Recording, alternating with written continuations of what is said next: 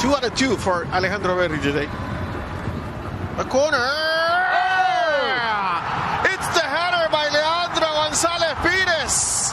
89th minute from a set piece. And Inter Miami, it's up on the scoreboard 2-1.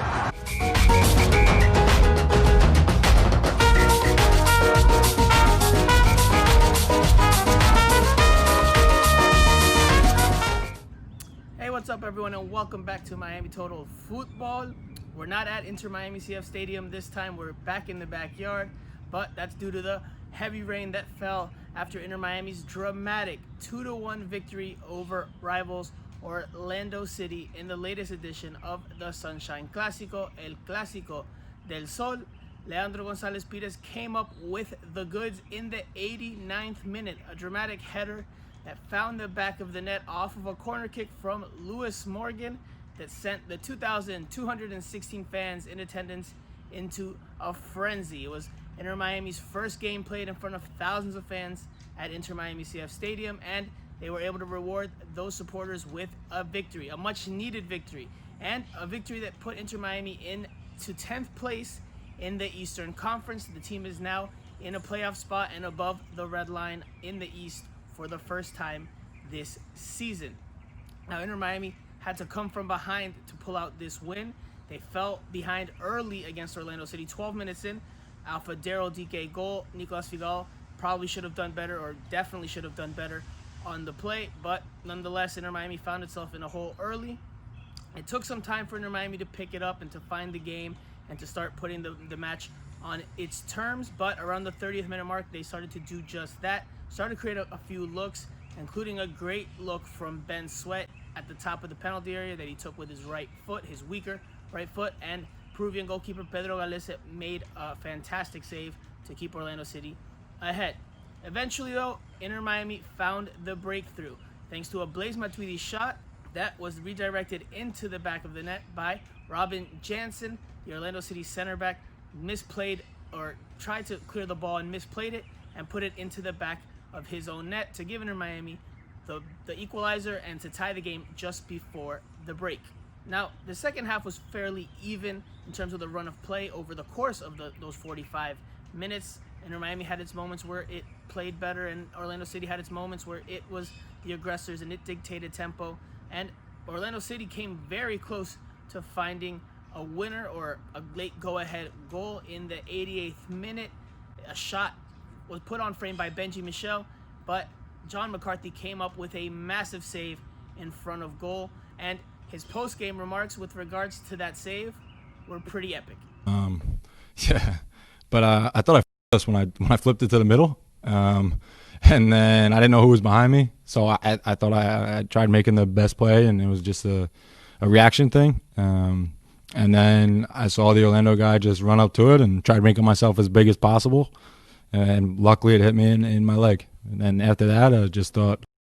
Now, there should certainly be room for McCarthy in the post-game spotlight, but obviously most of it will go towards Leandro Gonzalez Pires, who for me was the man of the match. Not only did the Argentine center back help limit Orlando City to just 2 shots on target, but he also came up with the goods in the game's decisive moment, in the game's decisive play in the 89th minute, heading home Lewis Morgan's corner kick from the right, and it was Gonzalez Pires' first goal for Inter Miami and the team's first goal off of a corner kick, not only this year, but, well, ever.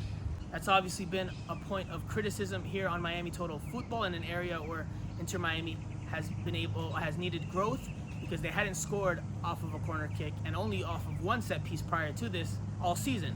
They finally got it done. They finally ended that poor streak, and Leandro Gonzalez Pires talked about that set piece and talked about that play after the match. We have that play like when everyone went to the first post, and when I see the space between, I think, Urso and Carlos, I went there and the ball goes perfect. I put my head only, and thanks to God the ball goes in, and we get the goal.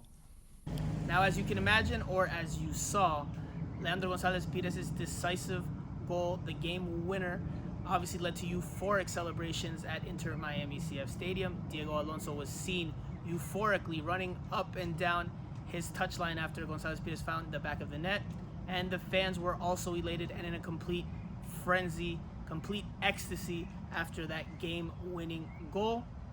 And Inter Miami talked about the fact that they were able to give their fans a victory. They were able to reward their fans, a lot of them who had not seen Inter Miami in a game up close and personal to this point. So Inter Miami was happy to be able to reward them with a win in this match. Sin duda que hoy nuestros fanáticos fueron el jugador número 12, nos empujaron, nos ayudaron, estuvieron en todo momento con nosotros.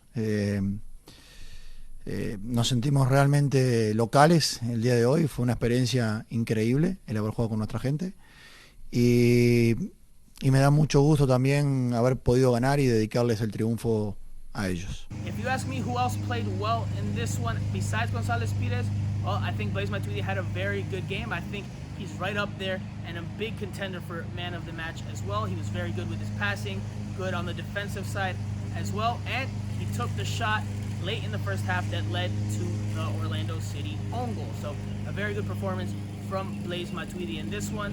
Again, I thought he was right up there with Gonzalez Pires. He just obviously doesn't get that game-winning goal, which gives Gonzalez Pires the slight nudge in terms of the overall play over the 90 minutes. Also, I thought Rodolfo Pizarro, the returning Rodolfo Pizarro, played fairly well.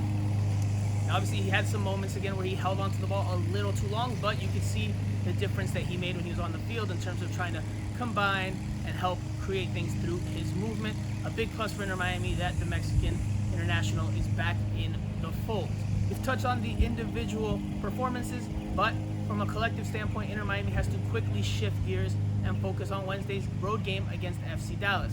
Inter Miami is in 10th place and in the final playoff spot in the East, but could just as easily fall out of it in the next few weeks, over the next few match days, if they don't continue to pick up points and, better yet, wins.